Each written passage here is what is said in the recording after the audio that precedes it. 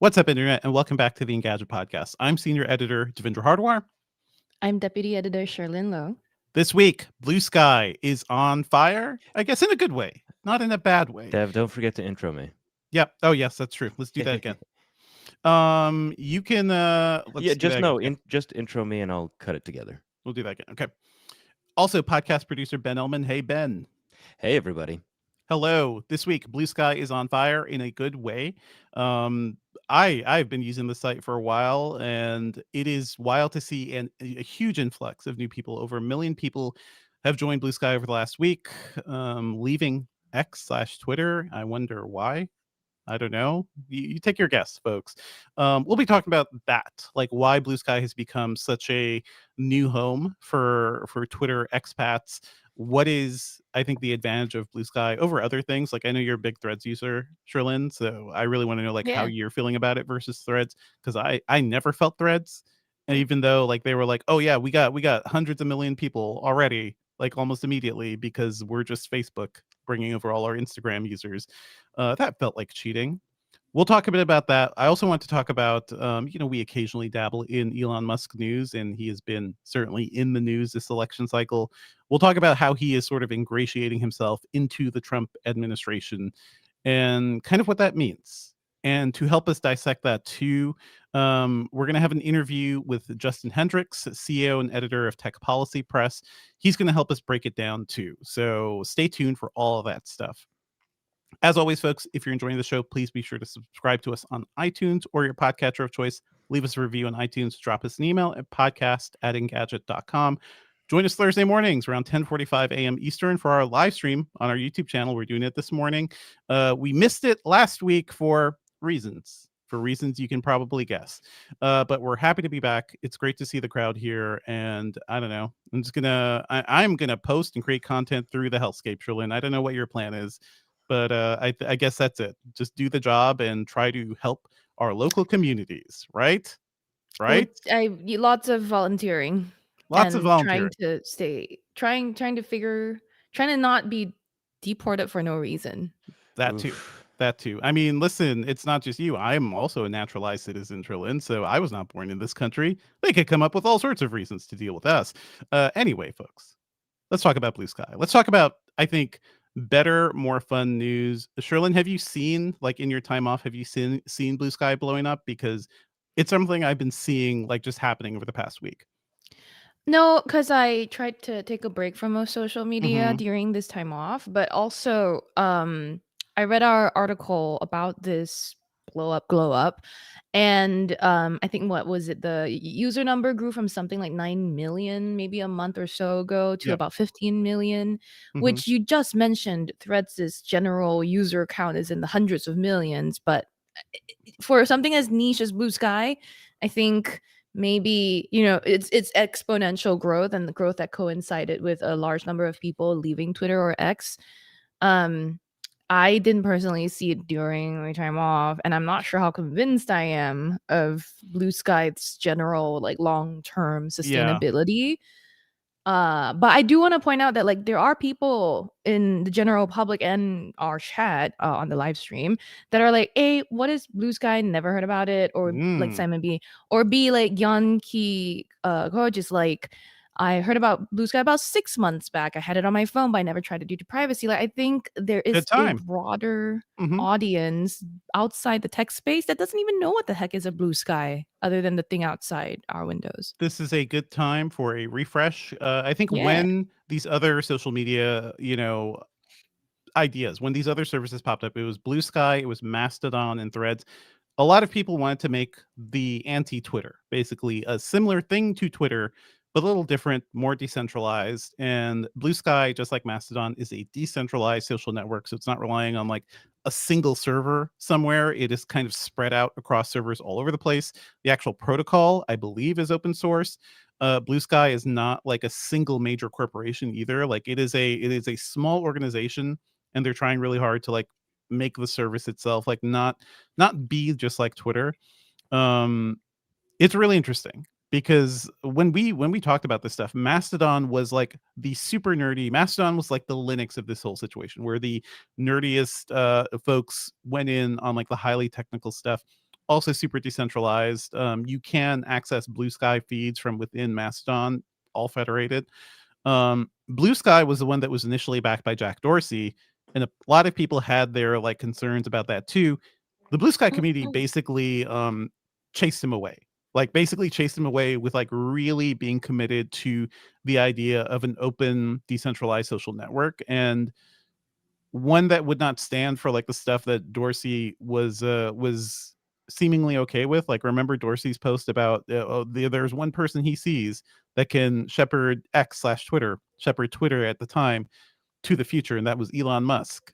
Wonder what he thinks about that now, but cool. You know, doesn't matter. He's still got a lot of money. He has gotten millions from that I deal didn't mean too. that just Yeah, philosophically, but yeah. it's true. It's true. But yeah, Bluesky is like the other one. Threads essentially was a copycat.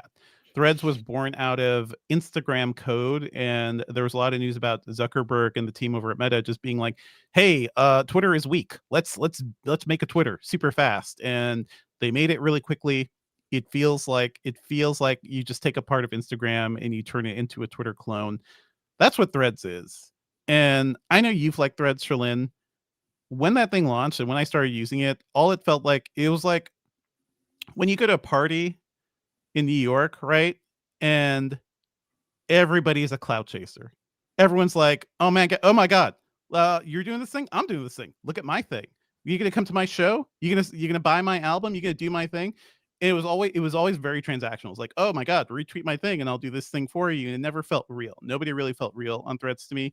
Also, Threads was very much not a proper timeline. It was a purely algorithmic timeline, so you couldn't really track real-time news. Sometimes your timeline would show posts from days ago. You can do a real-time feed now, but it's or a feed of just your followers, but it's not default. You can't make it the default. Also, Zuckerberg and crew were very much like, we're not going to emphasize news or like, you know, media on Threads very much. It's going to be about good vibes, good feelings. It to the really point felt like where they mentioned that to their advertisers. Yes. This is going to be a good vibes only platform as a way of saying that it was brand safe. Yes. Sort of like the Disneyland of social networks, I'd say. But yeah, go ahead, Sherlyn. I'm curious how much either of you use Threads nowadays. I get pings from it because I get people tag me in it. So I don't know about you, Ben. I'm in it. I occasionally visit the feed, and it's sort of like when I visit Instagram of like, oh, this thing is kind of unusable in a way where like I can't find any friends. The stuff I'm actually seeing is mostly garbage. They also just announced that they're going to be working on bringing ads to Threads next year. Yep. And that is another advantage of something like Bluesky, where the only plan they have now is not for advertising. It is for like a premium model for the pro users who really want to invest in the platform to kind of pay for a little bit. Yeah. And Ben, what was your use again? 0. Mm-hmm. Okay, so Sherlyn, tell us about this. Pretty frequent user of Threads when I'm not trying to distance myself from social media in general. And some of the big current problems with Threads continue to be the engagement bait that dominates your the algorithmic timeline, not your following only timeline. And a lot of duplicative content. I get the same feeling you do sometimes, Devendra, that a lot of this is, you know, when people on Twitter used to just wholesale copy and paste things from Reddit and put it in Reddit in Twitter just to get that like and subscribe sort of collateral and cash. I think there's a lot of it that is very similar to the early days of Twitter. And yeah, the news that came out recently about ads coming to Threads sooner than we had initially heard from Zuckerberg and co. Specifically, I think Mosseri and Mosseri, I don't know, that guy and co. Adam Mosseri, yeah. Adam Mosseri, yeah. So there is a bit of like warnings on the horizon, and there are some vibes that aren't only good vibes. I will say that I think over the very short time it's been around, and Threads was like one of the newer ones compared to the Mastodons and the Blueskys and whatever else. Actually, I think Twitter clones came out. There were more. We just don't remember them anymore. The Threads has actually made significant changes and improvements to some of its like tool set and like feature set. So like the fact that there is a follower only timeline, they're like, oh, we heard you. And then I actually enjoy the audio thread feature on Threads more than Twitter, which was instantly, like when it first launched, didn't even have like subtitles or captioning. Yep. Whereas like the way Threads does it is you record a voice thing into the app, and then it'll attach your voice as a file, but then transcribe what you said as the post content. I mean, there's stuff there that's good, and then there's a lot of stuff that feels like obvious ripoff of Twitter, which it is trying to be. And Yeah. Facebook, Meta, whatever, hasn't been like embarrassed about the fact that it No, does do no, that. it was a blatant like, they were not Yeah. shy about saying, "We're just copying Twitter," but Or also Clubhouse. yeah, oh god, or Clubhouse. But the thing is, like, I can't really trust any Meta-owned social network at this point. Like, I go to Instagram, and my actual feed is garbage, and the only useful stuff in Instagram is occasionally Reels, Mhm. because occasionally I find funny stuff there. I guess WhatsApp kinda counts, because I do a lot of private chats in WhatsApp, so there's that, but using Facebook, using Instagram is such, like, a terrible user experience to me. Like, I can't find where things are. They keep shifting the UI. Um, you mentioned early Twitter, and I think that's the thing. I'm thinking of, like, one of the original, like, one of the first skits from Portlandia, right? The dream of the '90s is alive in Portland. The dream of early Twitter is alive on Blue Sky. The weirdness, the people just sharing, like, whatever shit they want, and, like, being less concerned about, like, okay, I gotta tweak this thing to go viral, or like to build the engagement bait or whatever. They have really good moderation, like good content filtering tools, so you can just like basically nuke whatever words you want or whatever type of content you don't want to see. The block feature is like a nuclear block, so it removes that person from your view, also like removes yourself from their view, I think, too, and you just like never have to think about that person again, too. Do So you know if yeah. that was inspired by Twitter making its block weaker? No, that was long before. That was, like, Wow, one of the okay. key features. So the at the very least, like, Blue Sky feels to me like what I remember the internet used to be. When we used to make services that were, like, driven by the users, and the actual creators and the coders behind it, the builders, were not as concerned about revenue and not as concerned about just, like, insane growth. Like, that's the thing. You look at Threads, and Zuckerberg and crew could not wait to say, "Oh, yeah, we hit 50 million users. We hit 100 million users." It was all about the growth. It was all about the engagement. And Blue Sky for a long time just was not about that. Now they're getting the influx of people from X/Twitter. And I think like I'm seeing people I've not talked to in a long time because they're just coming in and using the service. It feels like meeting old friends again. That's at least from me being a long time 2008 Twitter user. So I feel like those vibes are there. It's really like I constructive, which is nice. Yeah. Yeah. I personally feel that what we're going to see, if considering like all these platforms stay, around for as long as each other, I think what we're going to see is that Threads, by nature of the fact that it was born from like Instagram and like Mhm. that sort of thing, we'll see a very specific type of content because its users are a very specific type of people. They're very like visual first, right? Like for example, Threads, I think one of their more popular slash well liked features is that when you post like several pictures in a post and you pinch to zoom them, they connect and become one long panorama picture. Right, And so right. it's been very fun to play around with that. Like people post two halves of like a picture, but they're like disconnected halves really. And then you pinch them and they connect into this like loony little picture. It's cute. And photographers like it because they can post panoramas and people can actually see them be Mhm. displayed. Where so you've got the people who are very picture first, very like video first, and influencers and creators that are very curated looking. Whereas I think a Blue Sky sort of space, which I have been on, right, but I have not Mhm. been on a lot recently, and maybe it's because I don't see a lot of the type of content I want to connect with there. It's probably going to appeal to the people who are like, yeah, like very interested in a more nerdy space. Maybe I don't know if it's nerdy is the right word, but like it feels a bit Mhm. different from the Threads user. And then at the same time, Threads posts are like you can opt into the Fediverse, so Mhm. your post can be seen everywhere. And I think Blue Sky either already does or is going to do that, right? Yeah, It is they've part of joined the the Yeah. Fediverse. Fediverse, Yeah. yeah. So ultimately, the app you use is going to be the one you vibe with more, and then all Mhm. our posts are going to be able to be seen across platforms. Hopefully, That would be the I don't know. ideal. That would be Yeah, the it would be ideal, nice. but we do have to think, like, I feel like Meta and Zuckerberg were really, like, initially, they were, like, all in with the idea of making Threads part of the Fediverse, and now I think it's kind of opt-in. They're sort of de-emphasizing it because I Yeah, think it's they often also yeah. realize that once those posts are kind of out there, you are free to move your entire account to Blue Sky, or you're free to move your entire thing to Mastodon or somewhere else, and the thing about Facebook is they just wanna keep you. They wanna keep you in their walled garden. like as much as possible. So that I That's just can't trust the possible. company. Yeah. I opted into the Fediverse like I want to Hmm. say 2 or 3 months, well, 2 months ago or 1 month ago, something like that, right? Hmm. And nothing really has changed other than that little dot that shows up. And then when I opted in, it definitely gave me a warning, which may be indicative of their concern here, which is that like, hey, if you the second you allow these posts out into the Fediverse, you're not using the same moderation tools. Those are out there. Other people can see them. People that you have blocked here might still be able to see them elsewhere, that sort of Sure. thing. Sure. Which is, fair warning, right?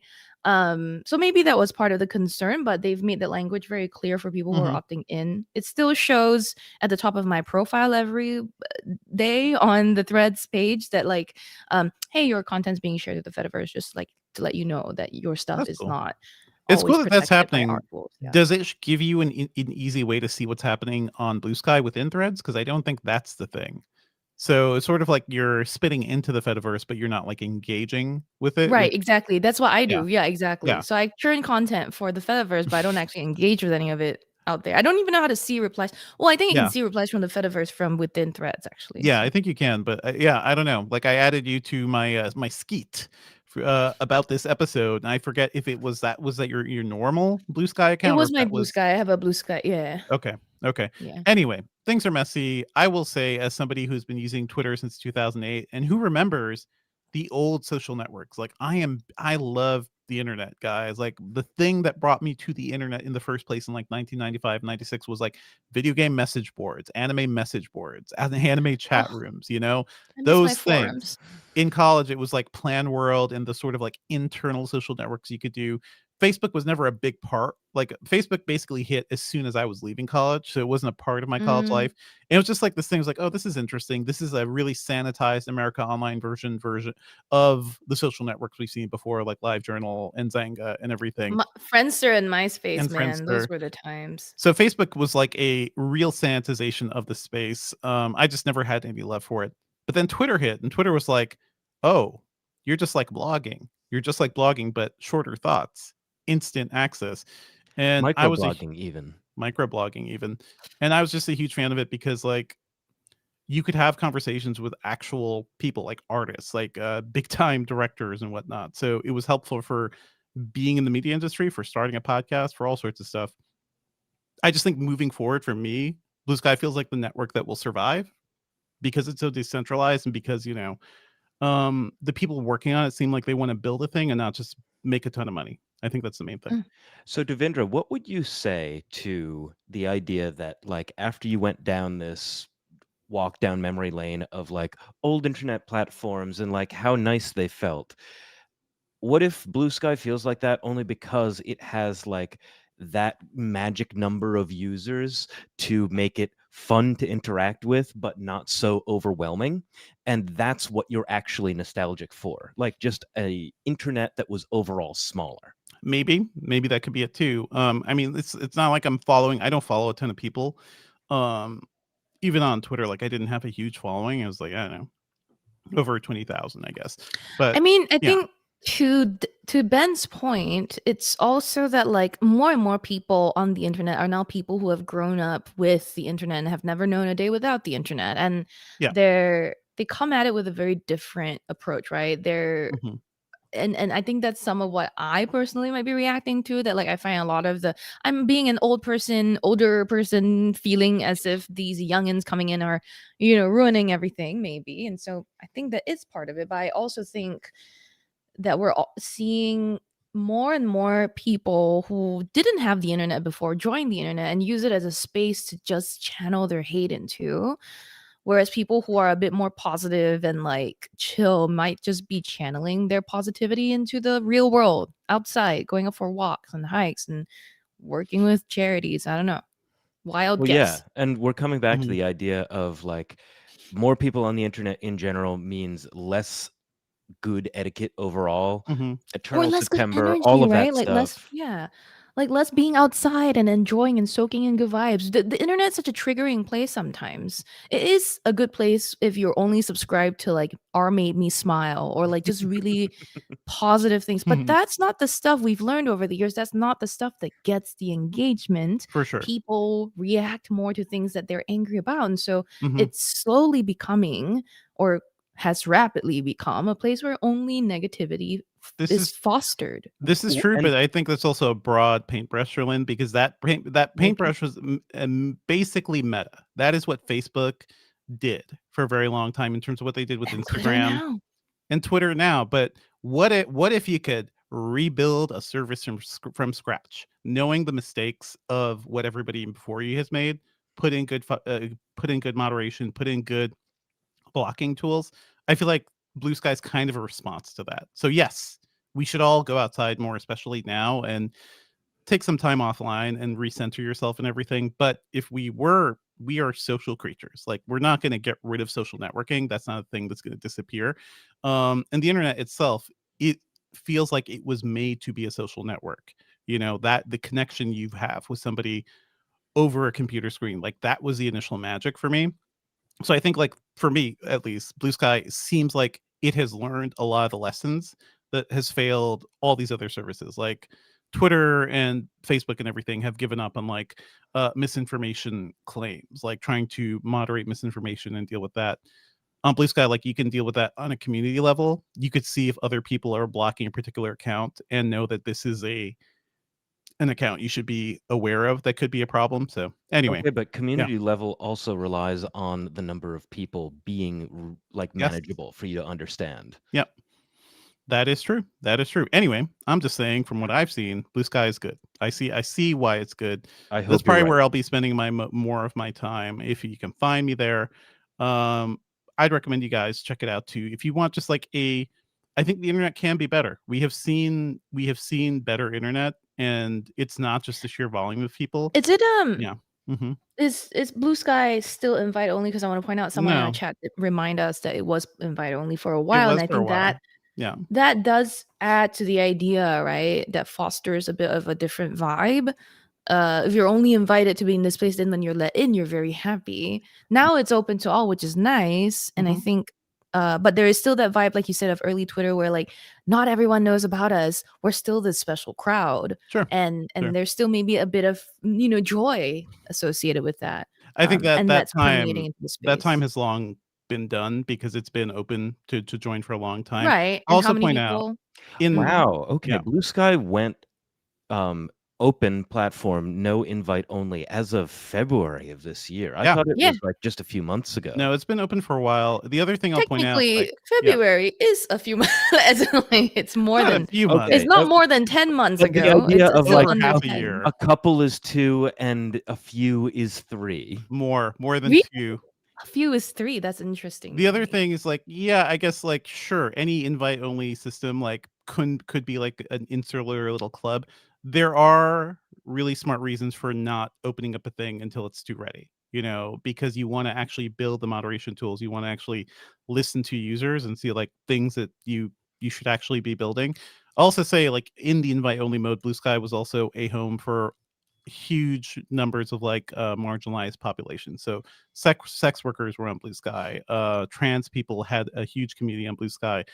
The service like was a safe haven for people for a long time, and I also feel like that's a good thing, especially as they started to feel less welcome on X for sure.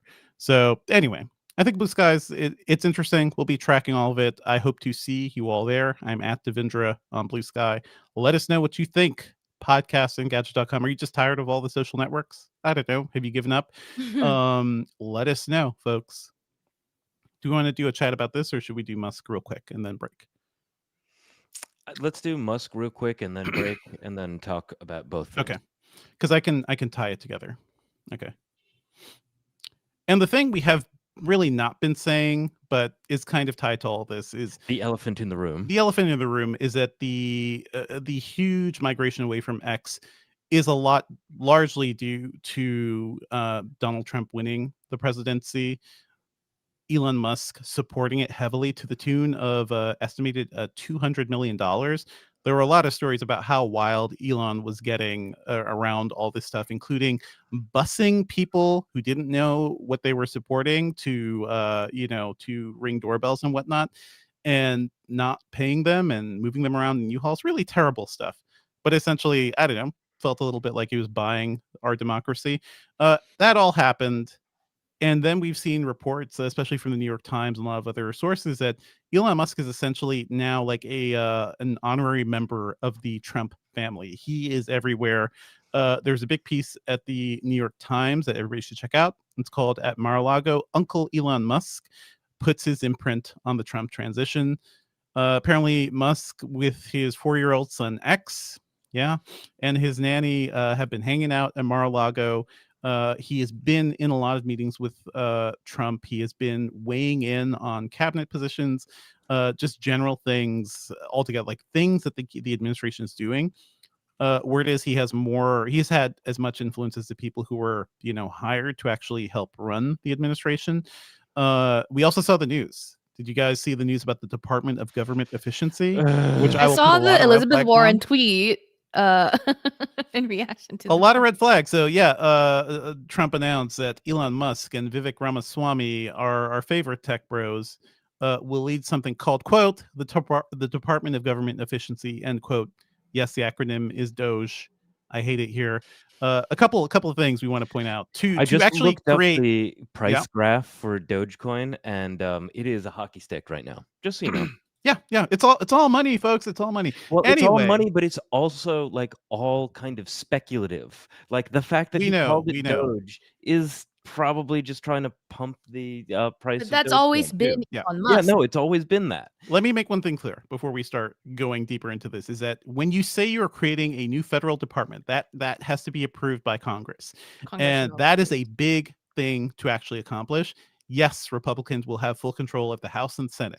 They have all control of the branches of government, and we are in for a really dark and interesting 4 years and aftermath of all that stuff. So it could potentially happen. I don't think, like, looking at these guys, Elon Musk, who is still on paper CEO of several of his companies, is still a busy guy otherwise. I don't think he will actually do this. I don't think Ramaswamy will actually want to sit down and run a whole department. This seems more like a really fancy name for an advisory panel, right? Like just a couple of guys who get together in a meeting room, like cut this, and this from the budget. They're saying they want to cut $2 trillion from the federal budget. Actual economists, I believe like Larry Summers was like, that is ridiculous. You cannot do that. That is insane. Even if you fired every federal worker working for the government, that is impossible. So just like full self-driving, maybe a promise that will never be fully realized by Elon Musk. I also want to point out, Department of Government Efficiency needs 2 people to run it. That's not very efficient. That's Elizabeth Yeah. Warren's tweet, right? Like you're That's not very efficient referencing. at all. I don't know if she said it, but it's something I have been thinking about, and I love Liz Warren, so sure, I'm not I mean, super that was surprised. exactly why I saw the tweet that I saw. Yeah. Yeah, and I thought that was freaking hilarious. I Oh my almost swore. god.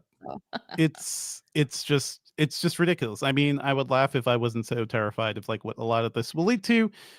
But essentially, Elon Musk has his like finger in the administration. He has put a lot of money in the administration, probably to save, on paying the taxes that he owes the actual country. They're going to save money by lowering taxes on the rich. I'm sure somehow that will lead to more money for the government. Julian, do So you have thoughts on Musk or Ben? yeah, can I get really nerdy here for a Oh, second? So the Department of Government Efficiency could be a cover for something that was in Project 2025 and yeah. something that was also really like well known among kind of like the Musk and Peter Thiel like techno-libertarian circles. This idea of firing a bunch of government employees to not like make the government more efficient, but actually make the government more compliant, because you have these like long-term government employees who might have their own thoughts about whether or not what one administration or another administration does is a good idea. So this was floated in 2020 around the time of that Trump was up for re-election the last time. That was under the term Schedule F. Mm-hmm. The F might have stood for firing. I'm not sure. And then it was also floated in Project 2025. When it comes to Peter Thiel's influence on this and his connection to J.D. Vance, there is, this guy Curtis Yarvin, who is, a Mhm. big thinker, really does not believe in a democracy and has been entirely bankrolled by Peter Thiel for a long time. The He people has who want to this essentially believe like a new monarchy should be the thing, right? The tech people should techno be our new monarchy. kings. Yeah. Yes, yes. And so um Curtis Yarvin, under his blog pen name, Menocious Moldbug or whatever, God. has been talking about an acronym called RAGE for a Mhm. while. Retire all government employees. Yep. This is something that J.D. Vance has talked about, and this is something that, let me look it up for a second, the Arizona Senate candidate, who was also bankrolled by Peter Thiel. Let me... Mhm. Um, what is his name? Let me take it from here a little Yeah, bit. take it. But it's No, just take certainly it from. from Yeah, I'll what you're cut it. saying, Ben. Yes, it's all connected. Like this is not a surprise. Like you can draw a straight line from those initial Schedule F plans to Project 2025, which is the far right wing plan for what they want to accomplish with the next Trump administration, which is all very tiring and frightening. You can definitely draw a straight line to all this stuff. It's all interconnected. There were reports that Peter Thiel and Trump were like initially they were friends of each other, but there was some sort of falling out there. But it does seem like the Thiel I mean, they did do subordinates. PayPal together. No, I'm talking about Thiel and Trump. Oh, yeah, okay. But I think those support the subordinates like JD Vance. JD Vance was like an acolyte of Peter Thiel. It's all connected.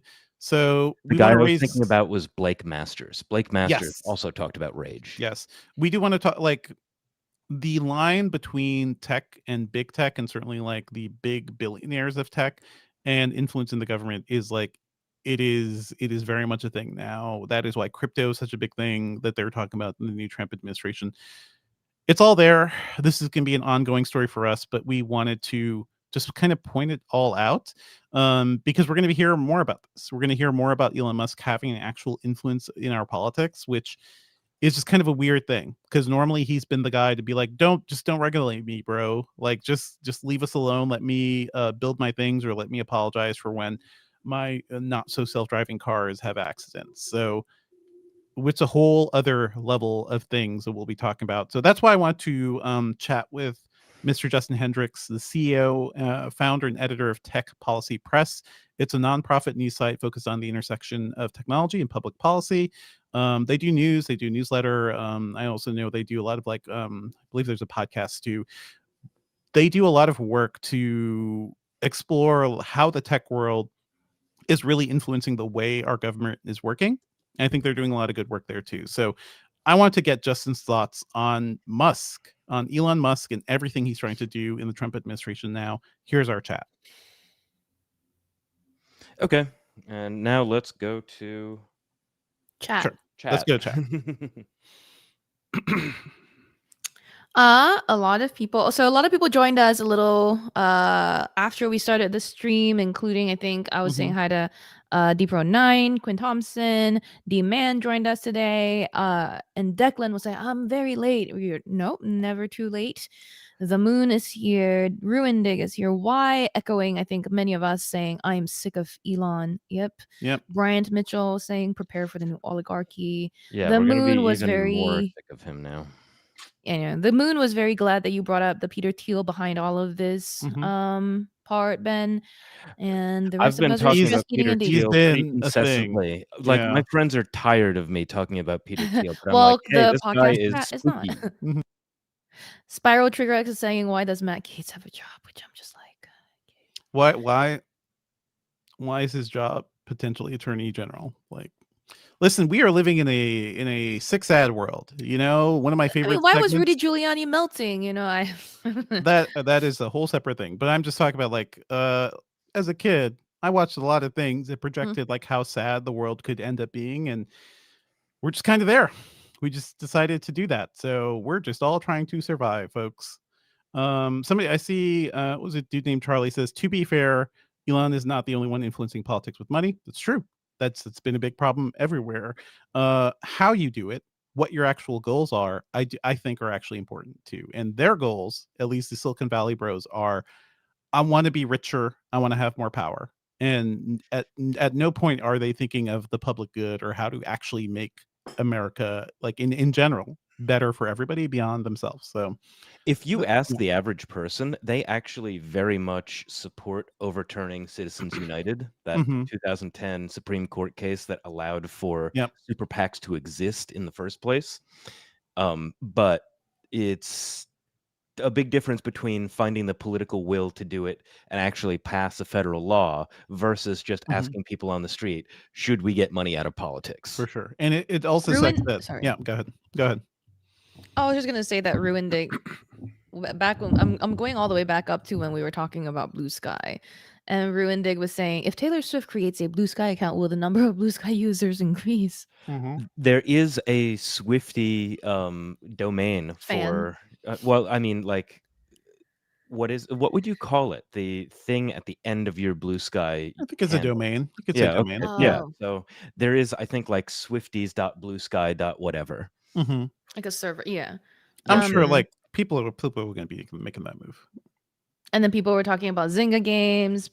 I mean, I'm going into nostalgia to hide from this Musk anxiety or Musk fatigue, as someone else pointed out in our chat. Jim Jam was the one who mentioned Clubhouse earlier, which I was like, yeah, that's right. I remember how big of a thing it was. Clubhouse came and went like NFTs, really. Clubhouse was another Peter Thiel thing. Was another big Glad it thing with the went. VCs.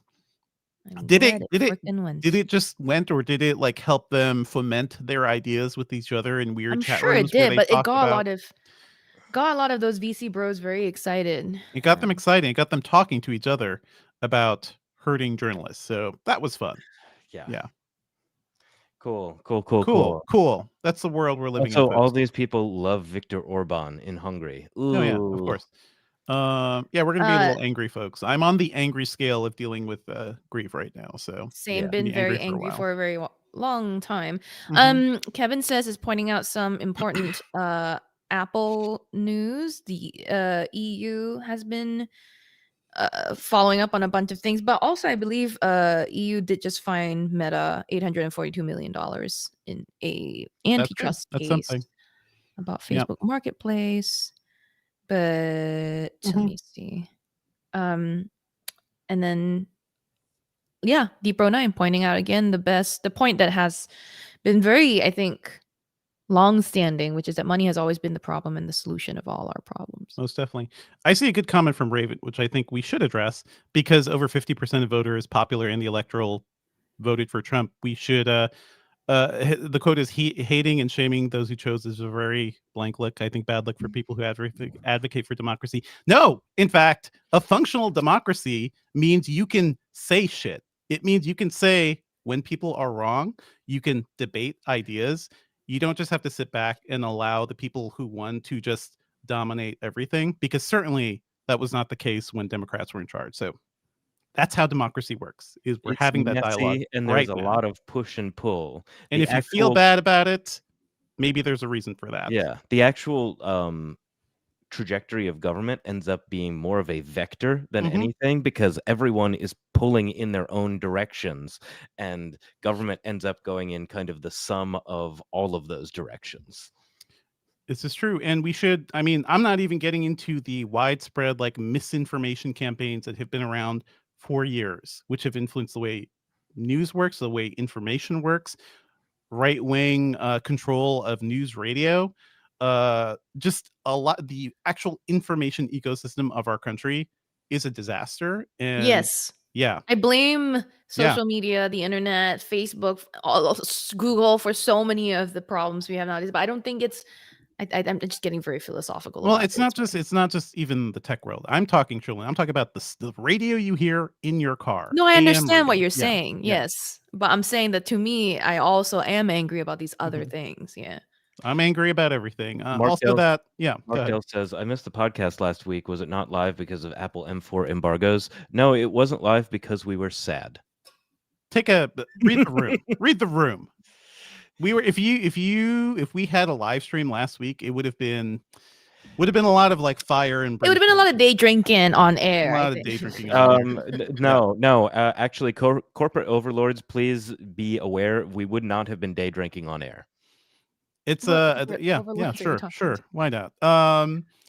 This is all dialogue. We're gonna have these discussions, and I used to feel like, oh man, people who supported Donald Trump were maybe misinformed or just that. Like, I'm a lot less forgiving a lot of this stuff right now. A lot of people, you're seeing it in the news, you're seeing the interviews, they're thinking he is somehow going to make the world better for them, and they're gonna be rudely mistaken and rudely Dev, have you awakened. seen the Google like search trends Yeah. for what is a tariff? I Yep. think Yep. misinformed or uninformed is also part of it. Misinformed. It's the information economy. It's the lack of like local news, which again, right-wing companies have like taken over and have controlled like what people actually can see and say on their local news stations. That those are the people outside the internet who are not just reading online news. So we have some deep problems that we're going to be dealing with, and I have not actually recorded my chat with Justin yet, but I'm hoping like that is one of those things I hope to be diving into in our interview, folks. We should just move on. Yep. Because there's one glimmer of news. Okay. Yeah, there's a single glimmer of hope. Moving on to some other news.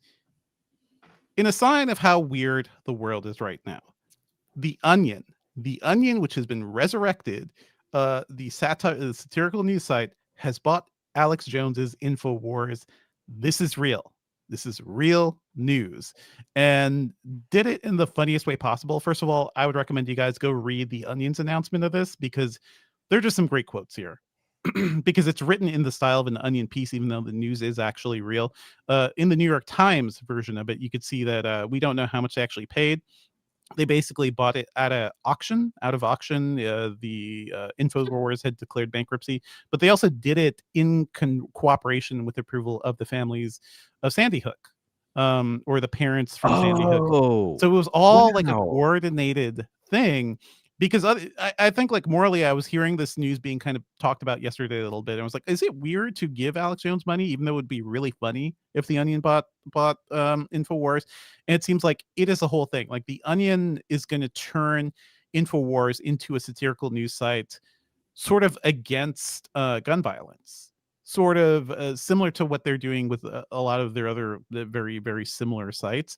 But the families who were affected by Sandy Hook are directly going to be part of this whole thing. So I think that's good. It's whenever there's a massive school shooting, everybody retweets that one or shares that one Onion story, Yeah. What's the headline? Like, no way to avoid this.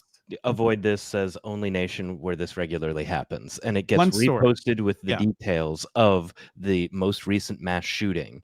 And it's basically like the most grim form of Mad Libs that you can imagine, and it has its own Wikipedia article now. You can go back and see other iterations of there's no way that we could have prevented this, as only nation where this regularly happens. Yeah. So hey, this is a good thing. I do want to point out, like, the Onion has started. They just started doing print papers once again, and from what I hear, they're saying the subscriptions to that have been very, very successful. So that's helped to bankroll this whole thing. This so let's is get just a into weird why reality. that is, though, because Cody B in the chat says, Onion resurrected? Yes. What is this, the apocalypse? No, Well, this yes. is actually a rich guy using his rich guy money for good rather than evil. Because recently, the Onion was bought by a new owner, this guy Jeff Lawson, who is the co-founder and former CEO of Twilio, the customer service software company. Oh, Twilio. Yep. Let me do that again. Jeff Lawson, co-founder and former CEO of Twilio, the customer service software company. And he was like, I want to make the Onion like amazing again. I've started seeing people like in YouTube comments say like, this is the first time I've seen an Onion video that isn't like 12 years old, because they've started doing a lot more videos again now. And this is really interesting also because this move by the new owners of the Onion kind of reminds me of something that Cards Against Humanity would do. Sure, because sure. Cards Against Humanity is like so well known for like doing stunts, like buying a piece of land at the Mexican U.S. border to Mhm. like block a border wall. Um, and Weird Connection, Clickhole, that was once part of the Onion, spun off and was bought by Cards Against Humanity. So That's I'm the whole really thing. welcoming this new age of like the Onion's greater independence and being more audacious with Mhm. a benevolent rich guy founder. It's a good thing, but it's a sad thing that satirical news sites are the ones, like, really that are free to say true things. I think that is comedy has always been, like, the gateway to do that in a society where sometimes people don't wanna say things, clearly or out loud, but it's a weird thing. Also wanna point out, like, the CEO of The New Onion is Ben Collins, who used to do, disinformation reporting, dark web reporting at NBC, I believe. So, also, like, the rare trajectory for a technology reporter to end up building something kind of it's weirdly related to what he was doing before. Any thoughts on this, Sherlyn? I thought when I saw it Mhm. that the fact that the Onion bought Infowars is actually a good thing, even though I think I shared similar concerns about giving that person who shall not Mhm. be named money. I will say the post written by Bryce P. Tetrader, I don't know how to pronounce their last name. Oh, The CEO. I'm It's a pretty fake sh name. yeah, Yeah. no, that's a I fake know, I name. know. Yeah. Okay. Anyway, it's tetraheader is really kind of why they're doing it. But anyway, Yep, yep. the CEO, whatever the post was on the Onion, which is also fake, um, does say stuff like, "Oh, no price would be too high for such a cornucopia of malleable assets and mines. Yet in a Mhm. stroke of good fortune, formidable special interest group has outwitted the hapless owner of Infowars, a forgettable name with an already forgotten name, and forced Forgettable him man, to yeah. sell it at a steep bargain."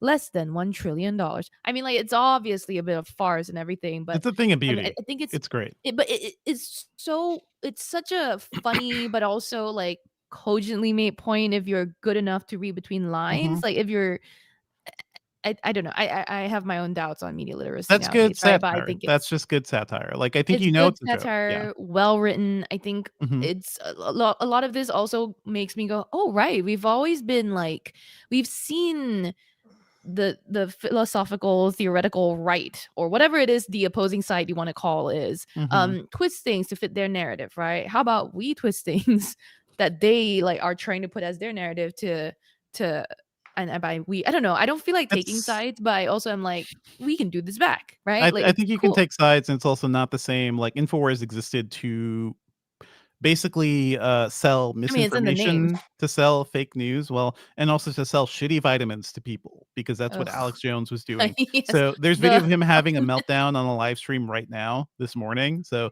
that's really funny to see. It's not doing what they did, right? The answer to this isn't about like making your own garbage fake stories about like the other side. It's about just like making demonstrable reality a thing, sort of like what they did satirically with the, the actual purchase letter. So anyway, good news. Rare bit of light, but also really does emphasize the fact that we live in a sick sad world. Like, this is just a thing that has happened. So yeah, we'll be keeping an eye on it. In straight up gadgety news, did you guys see LG's new stretchy display, which can now stretch from 12 to 18 inches? Yep. I saw the post. I mean, it was what earlier this week, and it will stretch from 12 inches as like its normal state, or all the way Hmm. to 18 inches, and it can Yeah. like twist in different angles and, like on upon itself, not just stretch, right? So Yeah. it's just a basically very flexible display. Stretch, Kind of twist, weird bend. to me. Kinda, I I'm mean, we follow LG Display because they do weird ass things all the Yep. time, like when they did the rollable OLED Yeah. TV, which I think they stopped. I'm pretty sure they're not making that anymore, but they've done all sorts of weird projects just to say that you could do them. These are not OLEDs. That's the interesting thing here. This is a Mm, micro LED backlighting to make this thing happen. Who knows if this will actually lead to anything, because we're just mm. getting around to understanding what you could do with foldable OLEDs, and still there are still many problems with that, but cool to see.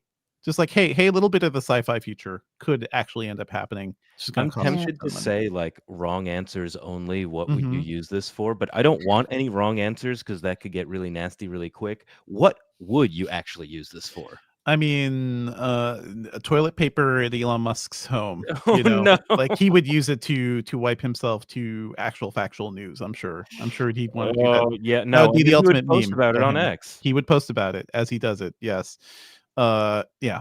Yeah. I don't know. Nordell Not says actually functional. clothes, and yeah, that's Hmm. actually pretty interesting. There is a video that Hmm. was going pretty viral in like New York City. God, Hmm. New York City specifically, of Hmm. someone who was wearing a um like LED screen as a tube top, Right. and Right. it had the scroll that you would see on a lot of food trucks, like talking about like halal stuff, Hmm. just like all the halal foods they have. So yes, this is actually could be a really good application for clothes. I just don't think that, like, where would you put the battery pack? Would not You'd be have for to, like, clothes. Would not yeah. be for clothes. This would be for like your magazine technology or something like a future Kindle that you could actually bold and bend and fold and whatever. Would be a thing. It's just want to say it's happening. Ben, I think you were interested in the next story, the one about the Beatles are nominated for 2 Grammys thanks to AI. Yeah, Yes. that's that song, right? So, well, okay, if you Hmm. just read the headline, you're like, "Oh no, somebody trained like an AI language model to like make a new Beatles song and Hmm. somehow they got nominated for a Grammy because of that." It's different, and I think this is actually like indicative of the way that we could use AI in creative pursuits in the future. Um this was like for a let me Darn it. Okay. Um, so this was for a song where they recorded it a long, long time ago, Hmm. but they weren't able to separate John Lennon's vocals from the piano that he was playing without the voice or the piano getting all messed up. Hmm. So now they are able to do that.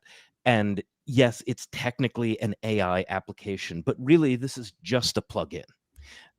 It's also not a crutch. Don't record things badly. Don't like just have one mic for the piano and your voice. But this is not like AI doomerism. This is not somebody like making a completely new Beatles song. This is just a inventive application of AI for something that was already recorded on reel-to-reel tapes, for goodness Hmm. sake. It's cool. It's a cool thing that it's sort of like when we talked about how we saved a recording of our podcast when jackhammer was happening outside the Yep. window. Like Exactly. separating audio in a really tedious way is possible by humans, but tough, really, really tough. And this is cool. This is a cool thing. And this is, I guess, a good example of like a good way to use AI constructively. And maybe that is the lesson people can take away from that. Did you guys have any thoughts, or Shilin, do you have any thoughts about that? I don't know if you're a huge Nope. Beatle fan secretly or not. I have thoughts about Grammy nominations, nothing to do with the Beatles. What are your thoughts on the Grammy nominations? Just interesting noms. Okay. So, okay, you got me all excited for your thoughts, Shilin. I want to talk about the next story. R.I.P. to Elwood Edwards, the guy behind the You've Got Mail voice. He's the You've Got Mail voice for AOL. He was definitely one of the first things I heard when I started using the internet, like 94, Yes, and that's 95. the entire point, That's the entire because point. he is the welcome and goodbye guy too, right? The goodbye guy. I think that was when you were like also signing off, but maybe when you were leaving AIM as well. Just kind of a weird thing, like just hearing that sound effect. There's a whole generation of kids now who have no idea like what it is, other than like maybe ironically memeable at this point. True. For like vaporwave music, who knows. But it does like bring me directly back to like the old crappy Packard Bell PC I was running, which was powered by like a 486 processor, had 8 MB of RAM. It's hardcore stuff, man. RIP to this dude who really helped shape our introduction to the internet, I guess. And Yeah. having worked with voiceover people now for several years, a lot of the time they just take a job because it's like, "Oh, you only need me to say 3 words and you're gonna pay me, like, a pretty good amount of money? Yeah, Hmm. sure, I'll do that." And they have no idea how important they end up being. For sure. For sure. It's just hard to predict where any of this stuff will go. Anyway, RIP to this man, Elwood Edwards. There's a video. If you check out our news post of it, there's a video that AOL actually did back when we were also AOL, but it's on AOL YouTube, where he talks about recording that role, and we get to hear him say it too, as of 13 years ago, I believe, 12 years ago. So check that out. Let's move on to what we're working on. Anything you want to shout out, Sherlyn? I actually want to shout out Mhm. stuff that we didn't get around to talking about Sure. last week because there was no live stream. I don't actually know if we did an episode. I think we did, right? We You did. could scroll down in that document you've got there, Sherlyn, and And I see this. saw the yeah, Spotify thing, which I'm uh-huh, glad you were able to fix for us. No, I just wanted to shout out all of the work that our team has been doing, specifically you with yes, a lot of the Mac reviews. Our iMac review should be up shortly. And you also had to do like the PS5 Pro or help PS5 out at Pro least with the and the PS5 Mac Pro Mini. review, Yeah, the Mac Mini, the MacBook M4 Pro, and yeah. then also you also did the Vive Focus I did, but that was like done review. for a while. So the Vive Focus review also went up last week. I basically had 4 reviews go up last week. That was fun. And that's That was a a lot of fun work. time. So I think that's, I mean, I just want to Yeah. shout out that, if you haven't seen it yet, go take a look. And if not, we do bi-weekly review recaps on the site, and you can use that as a way to quickly catch up on things you might have missed. And then, yeah, are we talking about working on? Yes. So Yeah. Whatever. I am in the midst of some crazy year-end planning along with CES 2025 planning. Kevin says in the chat was like, "Are y'all talking about CES yet?" I'm like, "Yes." Yeah. Not It's going to publicly, be but we are internally. Like yeah, all CES all day for me every week for a mhm. bit now. But and while juggling a few other things. So there's that. And I'm actually very excited for it. Cool, cool. A couple of things. I don't know. I'm working on. I would like to write something about Dragon Age: The Veilguard, which I'll talk about more in a bit. There is certainly a lot of CS prep on my end, but maybe some shows I'm looking to get coverage for, including that video game show that's heading to Amazon Prime. We just saw the trailer for that last week, so I want to do that because it's from the people who did Love, Death, and Robots. Oh, So you're not talking about it's in the game. not talking The about it's in the game. But yeah, we're going to mindful be about doing a lot of prep, name. certainly for the holidays, for end of year stories. So just stay tuned to everything. Check out our new homepage too. I'm not sure if everybody realizes that Engadget.com looks a little different now. It's cleaner, easier to navigate. Definitely let us know if you have any thoughts on that stuff too. But it's nice to see things getting a little more modern. Anything you want to shout out for pop culture picks this week, Sherlyn? So I had a few that I wanted to bank, but I'm just gonna spill them all at once. Um, I saw a couple of movies recently because I was able to finally get some time off, Yay. and one that I is kind of old. By old, I mean like not released in the last few months, Uh-huh. but in the last year or two. This is called The Portable Door. It's an Australian film or production. Stars, and y'all are gonna hate me because I'm gonna refer to this guy as the Jurassic Park guy, but Sam Oh my Neill. God. Uh, Yeah. I am anyway, gonna hate you for saying that. Yes, yeah, okay. he is great. He is wild in this film. It's basically a film about two young, um, specially gifted people Mhm. who join this agency or company that is basically influencing the world one small way at a time. And I think I didn't think about it this way because when I watched it, it was before the election results, but yeah, you think about it, there's so many little things that could impact like the quantum universes, whatever theories, parallel universes theory.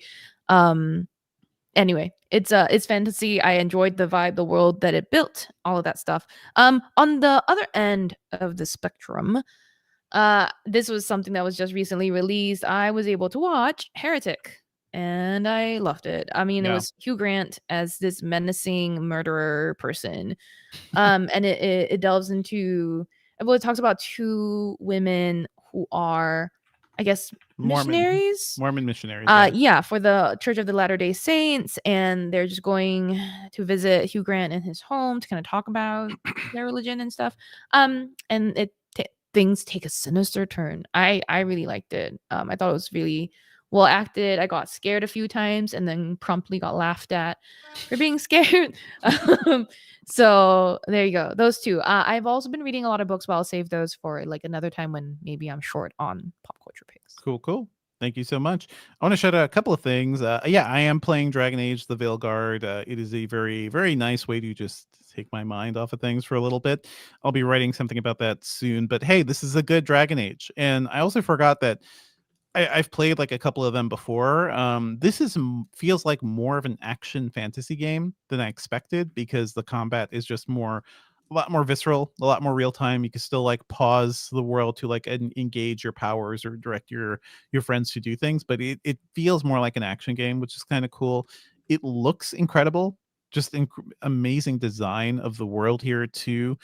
This will probably be a big like focus of my piece, but the ray tracing in this game looks incredible. Just like the reflections of on the water, the reflections of the way shadows look based on objects, like real world, interesting looking shadows.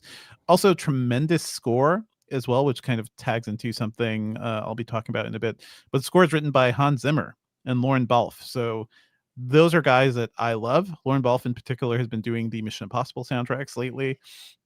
Just amazing, thrilling stuff. I'm really loving Dragon Age: The Veilguard, and yeah, I'm already like 12 hours in, so I definitely needed a distraction over the last week.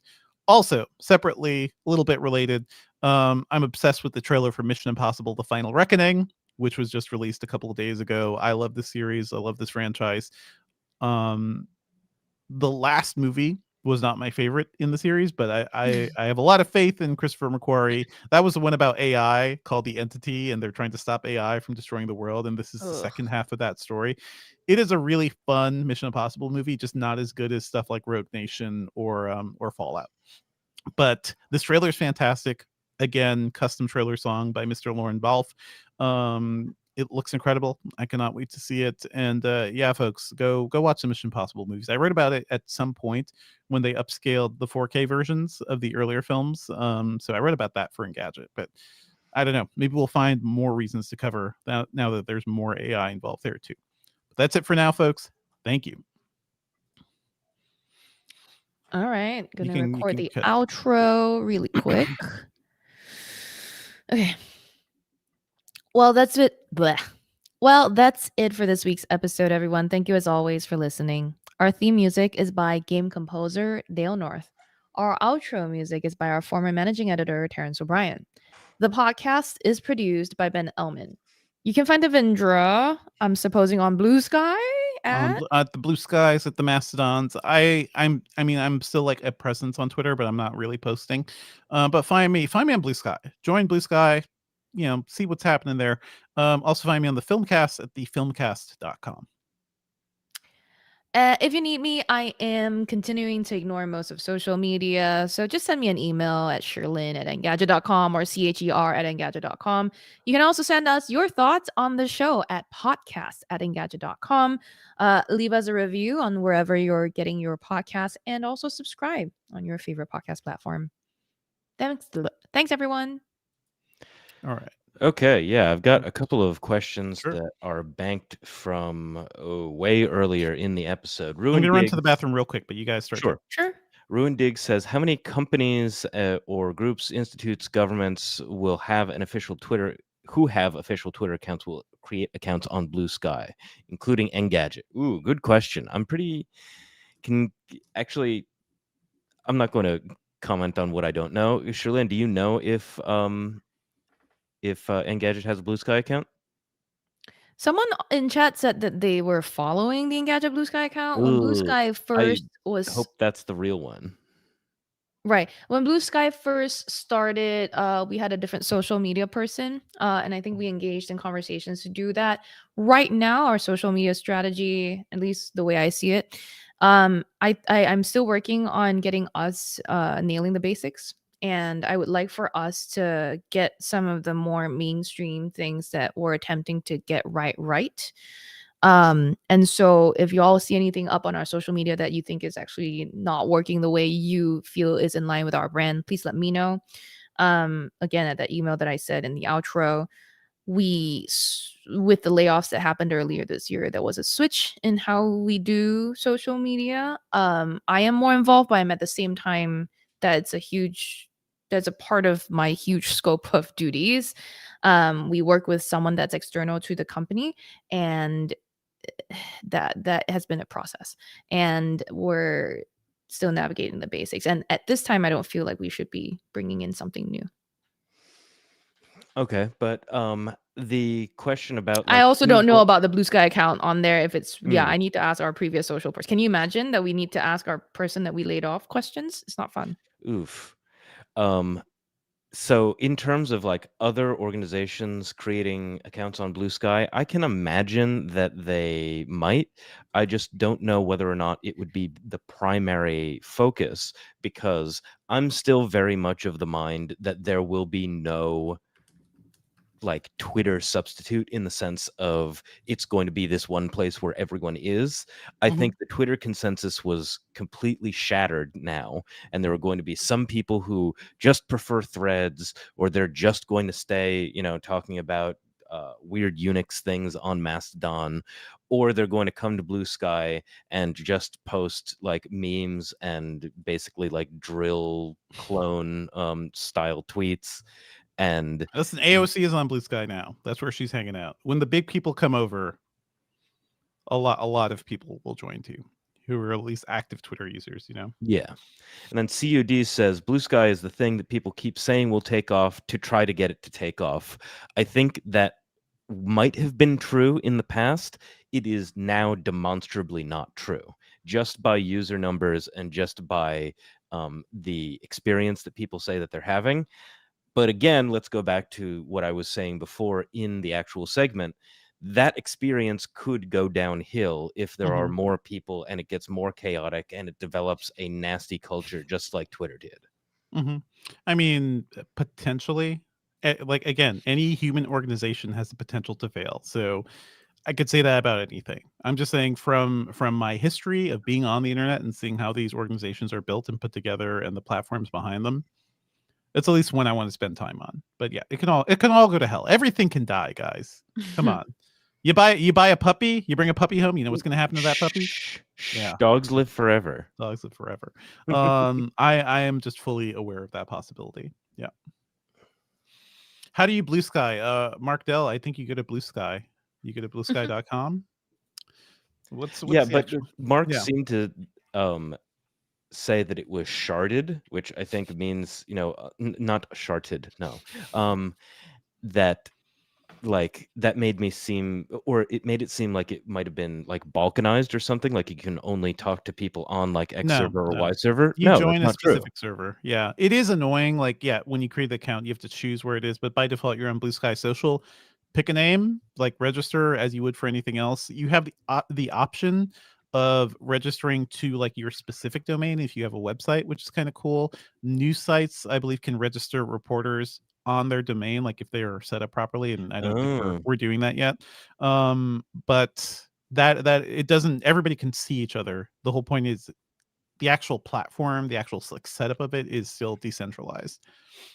Well, yeah, and I wonder if you can like change your handle based on like where you're working, because I have been in media for long enough Yeah. to know that it was BuzzFeed Ben and NYT Ben and now Semaphore Ben Mhm. for Ben Smith, the leader of all of those websites. Yeah, Well, maybe you shouldn't. Ben Well, that's Smith why was not it's the leader of New York Times. He was it just is a a media separate columnist. part of your like it is like the addendum. It's the second part of your Blue Sky username.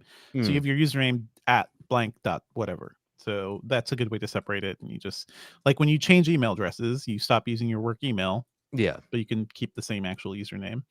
I see you guys talking about blogging. I'd love to blog more. It's funny to see newsletters become back in fashion because those were just blogs in your Just inbox. blogs delivered directly to you. Blogs to It's you. almost like, how did people read blogs before? Was it via RSS? Was there like a very specific Google product that Mhm. made reading RSS really easy? Mm. We definitely lost something when they gave up on RSS, and it was like, let the social web do it. Let Facebook and Twitter and everything handle our news delivery. Not great. Not great, folks. Yahoo I Games used to Bridge. Yeah. play bridge on Yahoo Games. Is all I'm gonna say. All right. Not surprised. Not surprised Was this I at all. loved it. It before was you became an employee of Yahoo Inc.? way before. Way, Yeah. way, Oh, way all right. before. This is when GeoCities was still a thing. Yeah. Okay. Miss GeoCities. Okay, everybody. Well, I think it's time to start saying goodbye because, it takes us time to say goodbye to all of you. We really appreciate having you here, joining in the conversation. You guys really rejuvenate us. I know Ben has more to say to thank you all, but I wanted to shout out some of our regulars, Mark Del D Man, Declan, Kevin Says, Cody is a new name for me. I know Jiming Jung was here earlier today. We usually see I know Deeper Nine was here also today. We've got Ruin Dick, dude named Charlie. Luke Taylor Thompson had to leave earlier today. Y is here. It's so many of you, and I love that the names that are familiar to me is on a list that grows longer and longer each week. So I really appreciate it. Paradise is here. Jeez, y'all are awesome. Yeah, I like the Uh, moon. I'm really oh happy to yeah, see the moon again for the first yes. time in a while. Yes. Bryant Mitchell is another one that's familiar that's come back. But anyway, I will leave it to Ben. I'm just kind of like talking to fill time so everyone can get their goodbyes in Yeah. the chat so that we see Declan that. says, "Can we just go back to writing Can we just go back to writing letters? Are you about to fall in love with your AI companion?" Yeah. So thank you everybody for watching. Chat, you make this episode better. You make the entire podcast better because you remember stuff that we forgot. You bring in context that we never really thought about before. Like, you really help produce this show in real time. And I think it's really fun to interact online. Come back and find us again at 10:45 a.m. That's US Eastern Time next week. And video is by Devendra. I do some camera switching that is getting better every week, and we'll see you next week. Thanks, folks. Bye. Thanks, everybody.